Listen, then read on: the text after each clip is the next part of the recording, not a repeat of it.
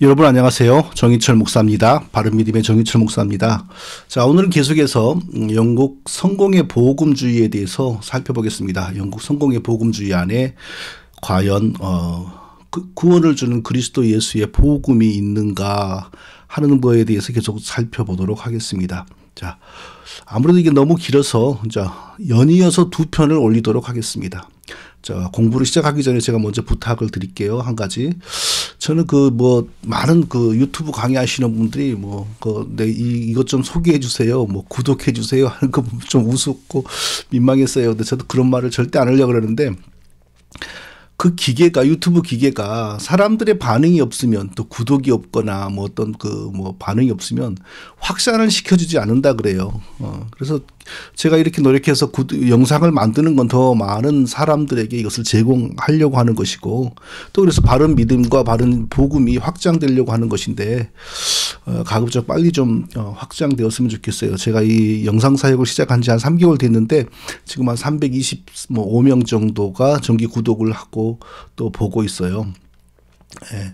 어떤 분들은 제가 매주 설교도 하나 올리는데 설교는 듣지 않고 강의가 올라오길 기다린다, 그런 분도 계시더라고요. 예. 어떤 형태로건 부족한 제가 전하는 복음과 바른 믿음과 신학이 확장되는 건 되게 저로서는 반갑죠. 제 목표는 1000명의 구독자를 만들어서 제가 어디에 있든 간에, 제가 한국을 가거나 어디에 가거나 어떤 전염병이나 어떤 비상사태로 인하여 목회를 아예 못하고 일체 외부 집회를 못하게 되는 상황 속에서도 1000명에게 고정적으로 안정되게 제가 바른 복음과 바른 신학을 늘 전파할 수 있다면 굉장히 복된 일이고 아주 중요한 일이다, 그렇게 생각합니다. 그러니까 제가 1000명의 구독자를 좀 확보할 수 있도록 도와주시기 바랍니다. 주변에 많이 홍보해 주시기를 바랍니다.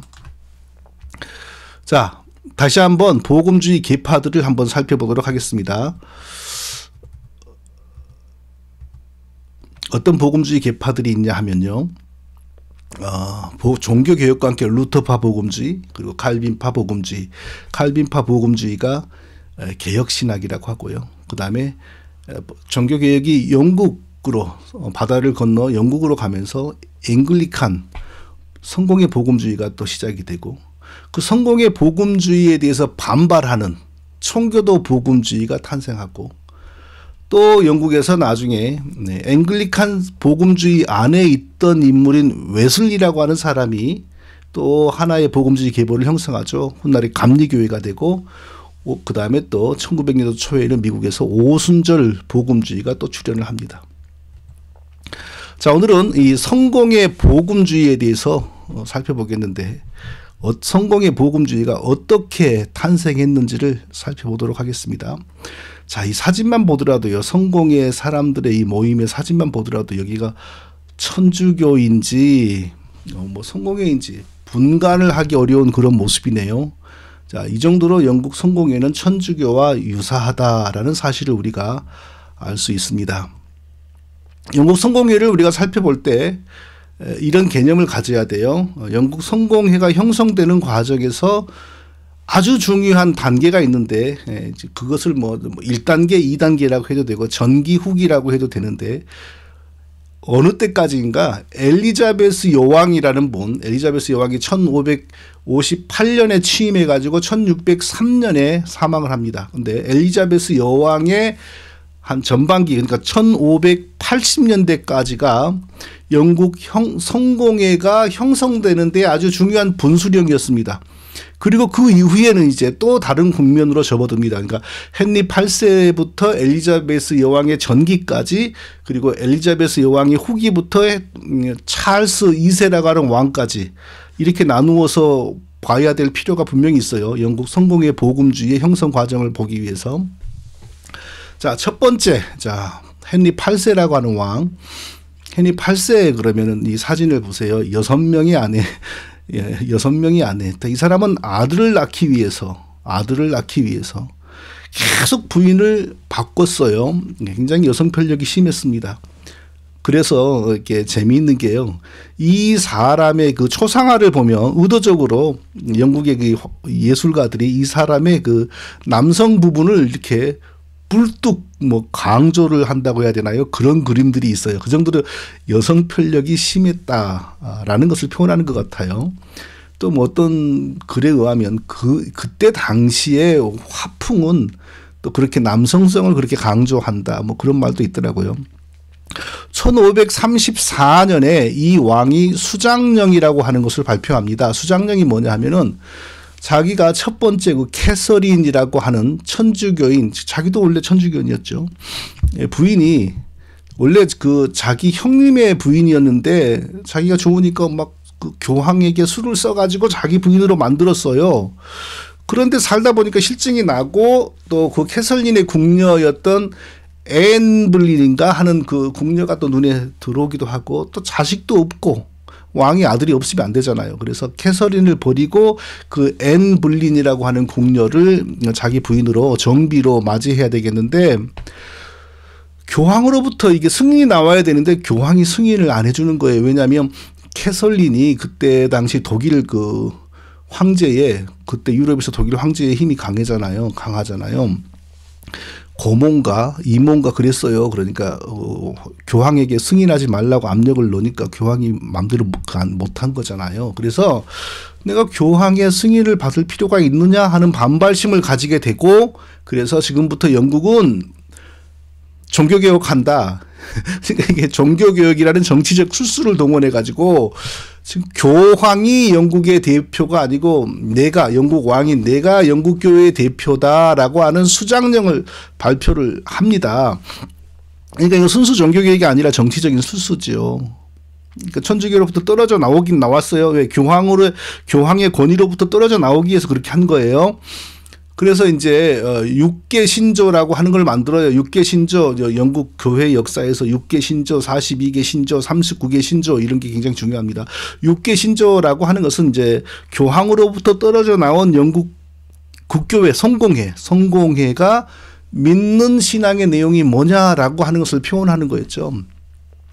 자, 거기에는 천주교 요소가 너무 많았어요. 뭐 여전히 화채설을 지지하고 또 화채설을 안 따르면 처벌한다 막 이런 정책도 펴고 성직자는 여전히 결혼하지 않아야 된다. 뭐 미사 천주교 미사를 그대로 하는데 그걸 누구 귀족의 집에서도 하는 사적인 미사 신부에게 죄를 고백하는 고해성사 이런 걸 그대로 다 유지하는 거예요. 그러니까 천주교에서 떨어져 나온 것은 그냥 정치적인 것이지 진정한 진리를 위해서 그리한 것은 아니었죠.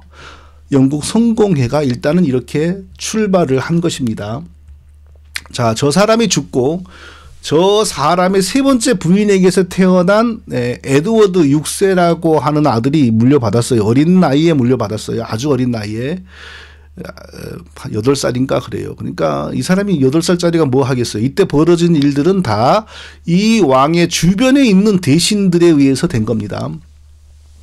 이 왕 주변에 있는 그 유명한 개혁자들이 이제 42개 신조라고 하는 것을 만듭니다. 42개 신조, 42 아리클이라고 하는 걸 만드는데 여기에는 굉장히 종교개혁, 칼빈이나 루터의 종교개혁 마인드가 많이 반영되어 있는 신조였어요. 그러니까 이대로 가면 성공회가 지금과 같지 않았겠죠. 많이 유럽에 있는 종교개혁 신학을 따라갔겠죠.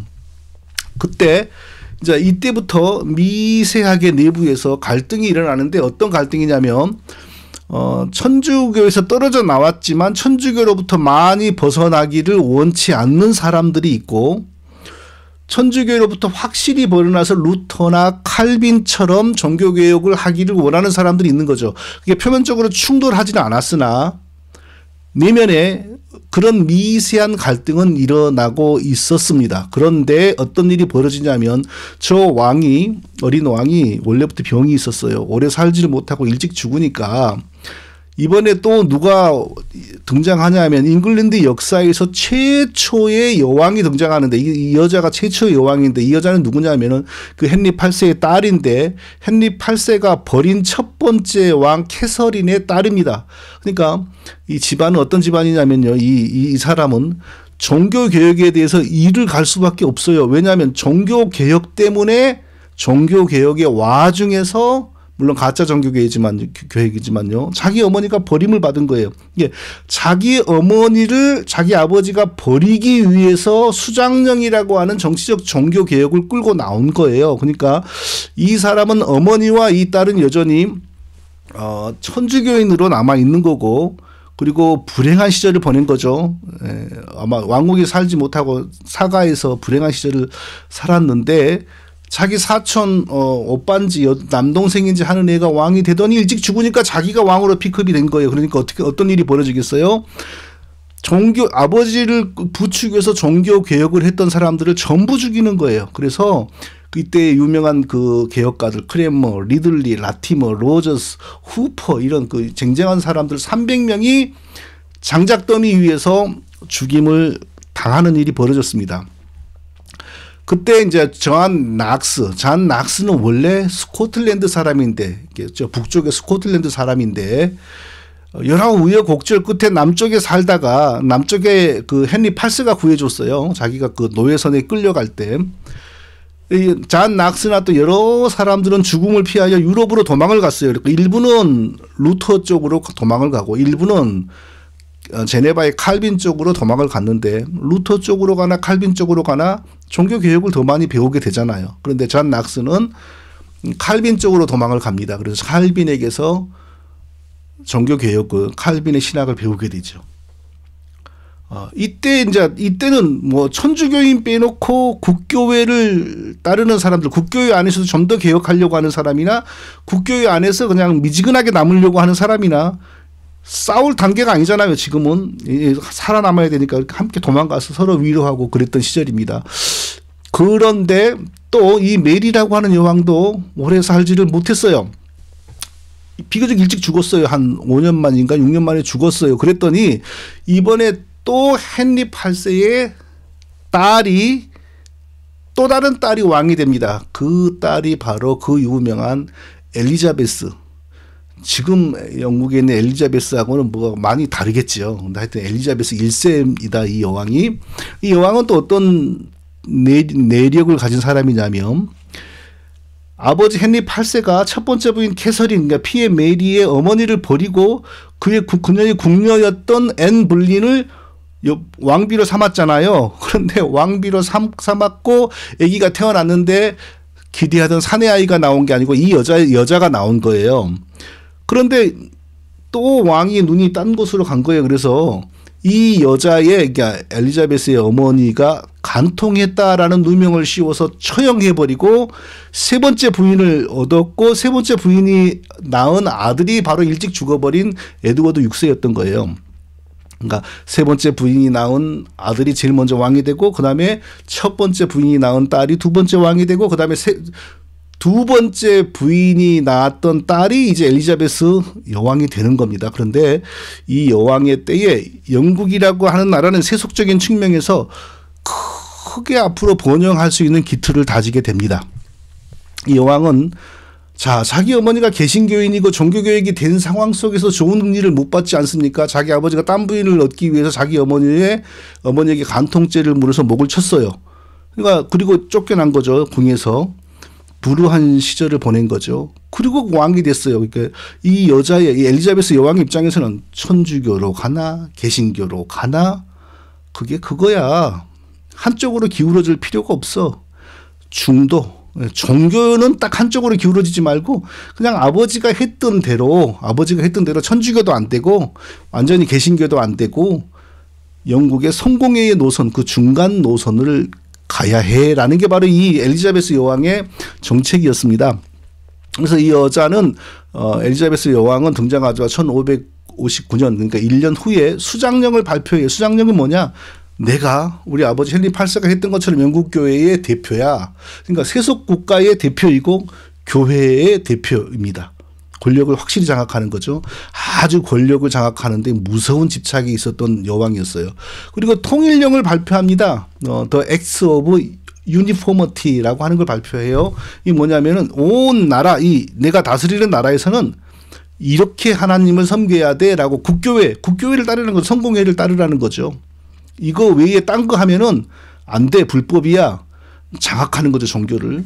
그걸 발표해요. 그리고 1563년에는 그 이전에 자기 사촌 에드워드 6세가 만들었던 42개 신조, 굉장히 종교개혁 요소가 유럽의 칼빈주의의 요소가 많았던 42개 신조, 42 아리크를 철폐하고 칼빈주의를 많이 빼요. 그리고 천주교하고 개신교하고 50대 50 정도로 섞어진 The 39 아리클, 39개 신조를 발표합니다. 이 39개 신조가 이때부터 계속 이어져서 지금 현재 영국 성공회의 신앙을 규정하는 가장 중요한 문서로 지금까지 남아 있습니다. 그럼 웨스트민스터 신앙고백서는 웨스트민스터 총회는 나중에 왜 생겼냐? 사실은 성공회를 없애버리고 이 39개조를 대체하는 새로운 신앙고백서를 만들기 위해서 웨스트민스터 신앙고백서 총회가 세워졌다, 소집되었다. 그렇게 이해를 하는 게 정설입니다. 그러니까 여왕이 이런 정책을 펴니까 그때 이제 이 영국 성공회에 이 천주교와도 아니고 뭐 개신교도 아니고 이거 그대로 놔두면 안 되고 개혁해야 돼라고 하는 사람이 계속 반발을 해요. 이들이 훗날 바로 이런 사람들에게 훗날 퓨리탄, 까다로운, 자기들만 청결한 그런 그 조롱 섞인 말이 이들에게 붙게 되는 거예요. 근데 아직까지 생겨나진 않았어요. 그래서 이게 다 한 300명이 바로 1560년대에 추방이 됩니다. 그러니까 이제 서서히 성공회라고 하는 어중간한 종교와 그리고 성공회를 뜯어 고치려고 하는 훗날의 청교도라고 불리우는 세력이 충돌을 하는 거죠. 그리고 그때 아주 중요한 논쟁이 벌어지는데 제2 논쟁이라고 하는 게 벌어집니다. 제2 논쟁. 요즘으로 말하면 개신교 목사들이 로만 칼라를 입어야 되느냐 말아야 되느냐 이런 논쟁이 벌어져요. 입으면 안 되죠. 왜? 그건 천주교 신부들의 이미지가 강한 옷이잖아요. 단순한 옷에서 끝난 게 아니라 거기에는 신학과 사상이 함께 동반되기 때문에 그런 옷을 거부하는 겁니다. 그래서 당시에 영국 성공회의 성직자들이 로마 천주교의 신부들하고 대단히 유사한 옷을 입는 거예요. 그때까지. 그래서 성공회를 아주 더 많이 개혁하려고 하는 훗날의 청교도라고 불리우는 사람들이 거기에 반대를 해요.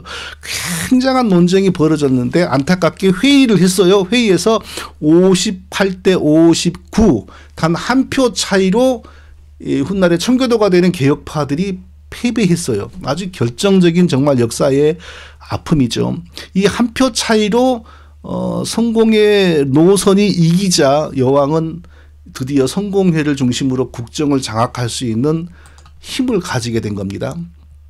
그리고 1664년에 자 이제 이때 당시 어떤 일을 여왕이 배후에서 조정을 했냐면은 유명한 그 학자들이나 대신들에게 성공회 중심으로 우리가 나라가 통일되어야 한다라는 사상을 고취시키는 논문이나 책을 저술하도록 뒤에서 권장을 해요. 그때 캔터베리라고 하는 도시에, 그러니까 영국 성공회에서 제일 요직입니다.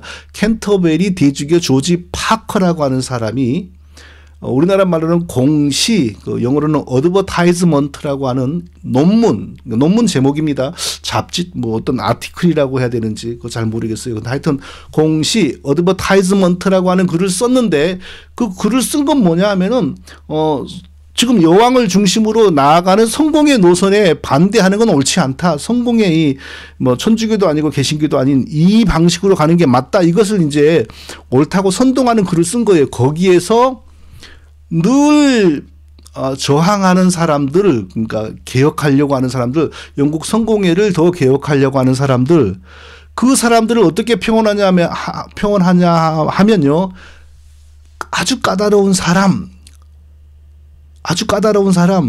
영어 단어는 프리시선이라는 뭐 우리가 흔히 못 보는 단어네요. 지옥불의 사람, 게헨니언 이런 단어를 쓰고 또 퓨리탄스 우리가 아는 단어잖아요. 그러니까 계속 성공회를 고치자고 하면서 저항하는 사람들에게 까다로운 사람, 지옥불의 사람, 퓨리탄 자기들끼리만 청결한 사람, 자칭 청결한 사람 이런 단어를 사용하여 그들을 이렇게 비아냥해요. 이 세 단어 중에서 퓨리탄스라고 하는 말, 청교도라고 하는 말이 바로 영국 성공회에 저항하는 성공원 내부의 성직자들과 개혁자들을 지칭하는 말로 딱 정해집니다. 그러니까 1664년부터 퓨리탄스라는 말이 영국 교회사에서 딱 들어서요. 그런데 이 1500이죠. 이거 잘못됐어요. 전부 다 이거 1564입니다. 1600 아닙니다.